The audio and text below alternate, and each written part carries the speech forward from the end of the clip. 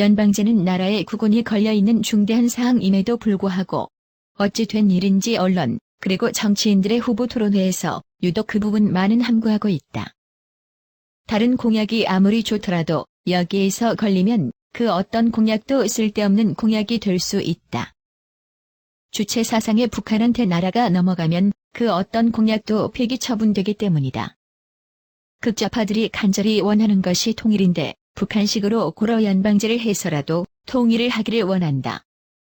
남한의 혁명, 북한과의 연합이 그들의 목표이다. 물론 수싸움이 있겠지만 그들의 최종 목표는 북한식 연방제 통일이다.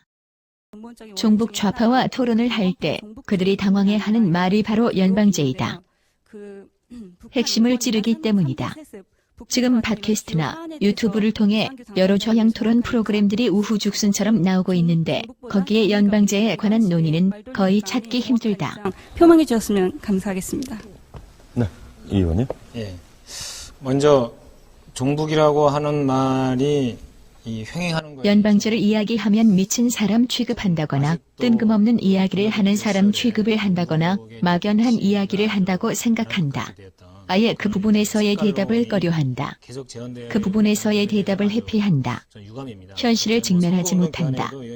실은 어쩌면 그들도 이 부분을 두려워하고 있을 수도 있다. 저쪽 후보들의 약점이 바로 연방제 통일 관련 물음이다. 연방제에 관해서 후보들에게 집요하게 지금 외치고 물어보지 않으면 다른 좋게 보이는 공약들만 부풀려져서 정작 가장 중요한 공약을 확인하지 못할 가능성이 높다. 나중에 대선 후보들의 토론의 상황 가운데 불현듯 연방제를 어떤 정치인에게 집요하게 물어봤으면 좋겠다. 말꼬리를 잡아야 한다. 꼬투리를 잡아야 한다. 치사할 정도로 꼬투리를 잡고 길게 물고 늘어지면서 그 부분을 집중 파헤쳐야 한다. 이 부분에서 집요하게 파헤치는 식으로 토론을 진행해 나갈 때 그들은 얼버무리기로 일색할 것이다. 아마 그들은 대충 어정쩡하게 넘어가려 할 것이다. 이 부분이 걸리면 그들은 큰 표들을 잃게 될 것이다. 아무튼 최선을 기대하고 최악을 대비해야 한다. 할 수 있을 만한 데에, 외칠 수 있을 만한 데에 외쳐야 한다.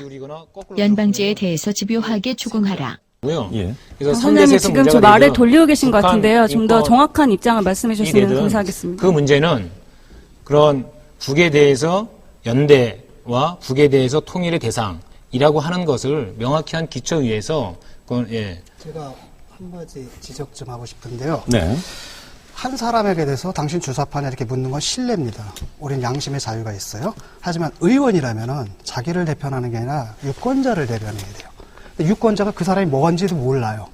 그런 사람들 앞에서 자기 양심의 자유를 얘기를 할 수는 없는 겁니다. 그걸 지키고 싶으면 공직에 나오시면 안 됩니다. 유권자에게는 자기 이념과 정책을 분명하게 뚜렷하게 밝혀야 되고 그 사람들을 대변해야 되는데 양심의 자유를 지키려면 공직을 맡아서는 안 되는 거죠.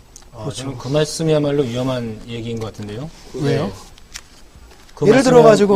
예를 들어가지고 예컨대 국민들은 의구심이 있거든요. 저 사람의 사상에 대해서 의구심이 있는데 그 사람 사상에 대해서 아무 얘기를 안 하는데 왜 표를 달라고 합니까? 만약에 내가 표를 줬는데 그 사람이 가가지고 그 과정 자체가 선거의 검증 과정이죠. 근데 그 선거의 검증 과정에서 바로 저런 질문이 나왔을 때 명확하게 답변을 해주셔야 된다는 거고. 그러니까 그래서 저 질문에 대한 답변 때문에 저에 대한 지지 여부를 국민들이 자유롭게 선택할 수 있는 겁니다.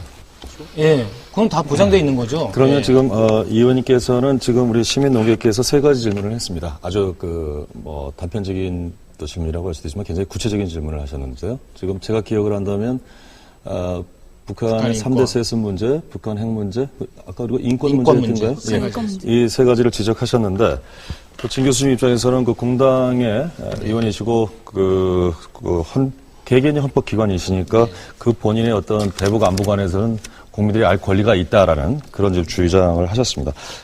좀 이런 주장이신데 이 세 가지에선 답변을 유보하시겠다는 건가요? 그럼에도 불구하고. 그러니까 이제 이 세 가지에 대한 질문 자체가 네. 그러니까 사상 검증과 그 다음에 남과 북이 대치하고 있는 상황에서 이것을 평화적인 관계로 끌어갈 것인지 그렇지 않고 이거를 더욱 악화되는 관계로 갈 것인지 이분법적으로 이렇게 재단하는 것이기 때문에 질문 자체가 옳지 않다고 보는 것입니다.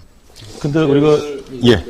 저는 네. 이거 지금 이권자로서 시민농객 질문이 굉장히 지금 커지고 잠시만요. 우선권으로 문제가 있다. 시민농객 다시 한번 드리겠습니다. 이제 예. 결정을 지어야 될 것 같아요. 예, 유권자로서 당연한 권리라고 생각하고요. 전 국민이 궁금한 사안이라고 생각합니다.